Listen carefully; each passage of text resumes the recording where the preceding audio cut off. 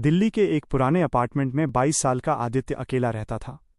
वो रात में वीडियो एडिटिंग का काम करता था, इसलिए देर रात तक जागना उसकी आदत थी। एक रात ठीक 3 बजे उसका फ़ोन बजा। स्क्रीन पर कोई नंबर नहीं था, सिर्फ लिखा था अननोन कॉलर। आदित्य ने कॉल उठाई। दूसरी तरफ कुछ सेकंड तक सिर्फ भारी सांसों की आवाज़ आ रही थी। फिर अचानक एक धीमी आवाज़ आई, दरवाज़ा मत खोलना। कॉल कट गई। आदित्य डर गया। उसे लगा कोई मजाक कर रहा है, लेकिन तभी उसके फ्लैट के बाहर किसी के चलने की आवाज़ आने लगी। टक टक टक, जैसे कोई धीरे धीरे उसके दरवाजे के पास घूम रहा हो।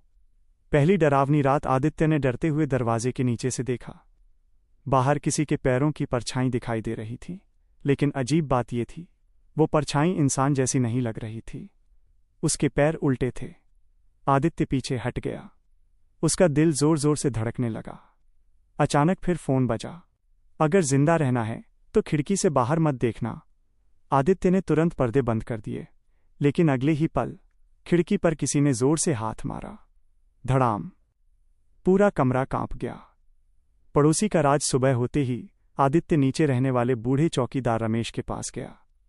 उसने सारी बात बताई। रमेश का चेहरा डर से सफेद पड़ गया। वो बोला, तुम्हें भी कॉल आने लगे? आदित्य हैरान रह गया। रमेश ने बताया, इस बिल्डिंग में 5 साल पहले एक लड़का रहता था। उसे भी हर रात 3 बजे कॉल आता था। एक रात उसने खिड़की खोल दी और अगली सुबह उसकी लाश नीचे मिली। आदित्य के हाथ कांपने लगे। उसके बाद जो भी उस फ्लैट में रहने आया, उसे वही कॉल आने लगे। रिकॉर्डिंग। आदित्य ने फैसला किया कि आज रात वो सब रिकॉर्ड करेगा। उसने कैमरा सेट किया। रात के 2:59 हुए। फोन बजाने लगा। इस बार आवाज और साफ थी। वो तुम्हारे पीछे खड़ा है। आदित्य ने धीरे धीरे पीछे देखा, लेकिन वहां कोई नहीं था। तभी कैमरे की स्क्रीन में उसे कुछ दिखाई दिया। एक लंबा काला आदमी, जिसकी आंखें पूरी सफेद थीं। वो आदित्य के ठीक पीछे खड़ा था। आदित्य घबराकर पीछे मुड़ा, लेकिन वहां कुछ नहीं था। फिर कैमरे में देखा, वो चीज और पास आ चुकी थी। पुरानी डायरी। अगले दिन आदित्य को फ्लैट के स्टोर रूम में एक पुरानी डायरी मिली। वो उसी लड़के की थी जिसकी मौत हुई थी। उसमें लिखा था, अगर तुम्हें ये कॉल आए तो कभी पीछे मत देखना, वो डर से ताकतवर होता है।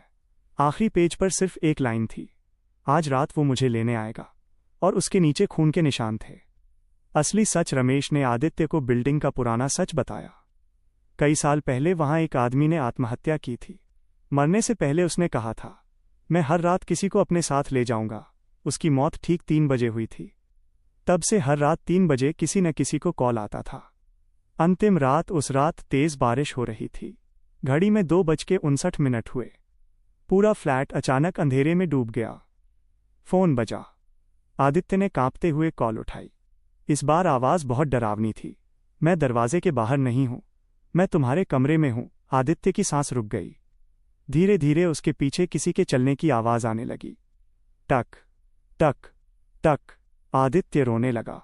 फिर अचानक उसके कान के पास कोई फुसफुसाया, अब तुम्हारी बारी है। अगली सुबह सुबह पुलिस फ्लैट का दरवाजा तोड़कर अंदर गई। कमरे में सब सामान बिखरा हुआ था, लेकिन आदित्य कहीं नहीं मिला। सिर्फ उसका फोन जमीन पर पड़ा था, और फोन में आखिरी रिकॉर्डिंग चल रही थी, जिसमें आदित्य चीख रहा था। फिर स्क्रीन पूरी काली हो गई, लेकिन रिकॉर्डिंग खत्म होने से पहले एक धीमी आवाज सुनाई दी, अगला कॉल तुम्हें आएगा। The end.